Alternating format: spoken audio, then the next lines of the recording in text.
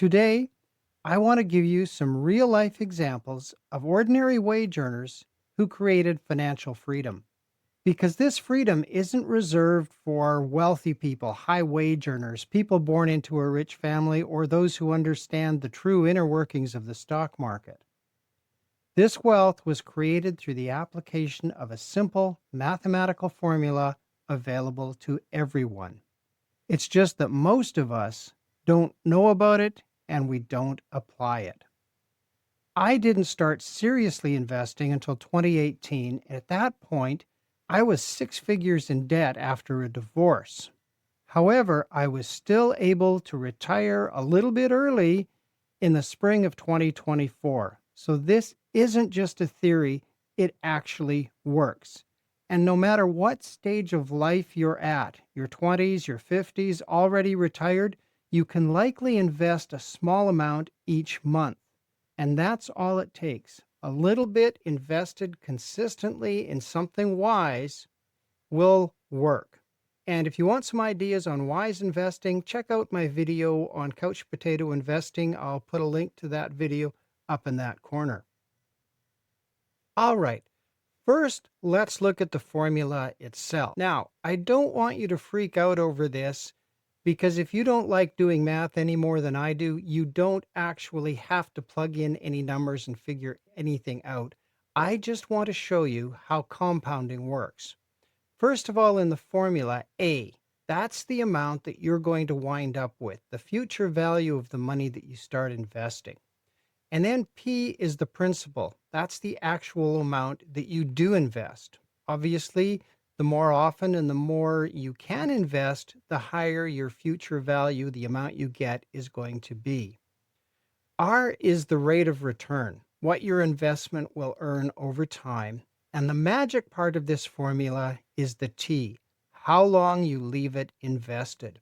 Again, you don't need to actually plug in any numbers. You just need to realize that money invested and left over time will grow into financial freedom. Now, an example of how this might work. Let's say you invest $300 a month and you get an 8% return on it. And quite honestly, that 8% return is not hard to get. I do that quite easily through investing in dividend stocks. If you want to easily diversify investments, you could buy an ETF that has nothing but dividend paying stocks inside it. And let's say you do this over your entire 45-year long working career.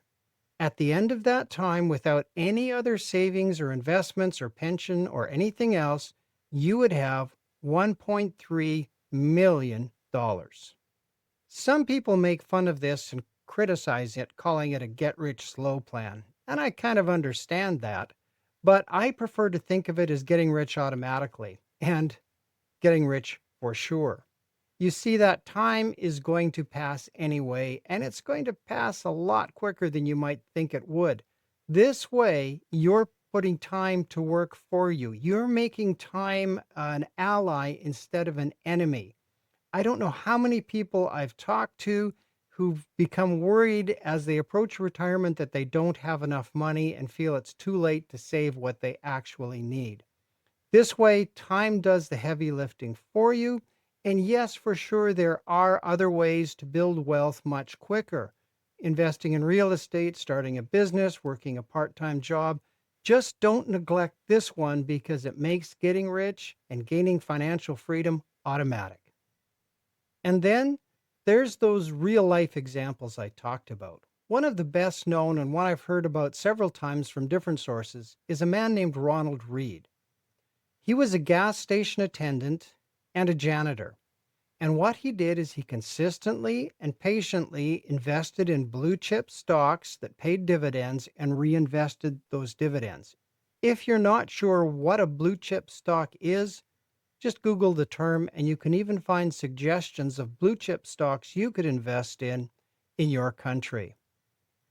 Long story short, when he passed away, his estate was worth roughly $8 million on the salary that he was earning. Most of it he ended up leaving to charity in his will. And then there's a lady named Grace Groner. I hope I'm pronouncing that right.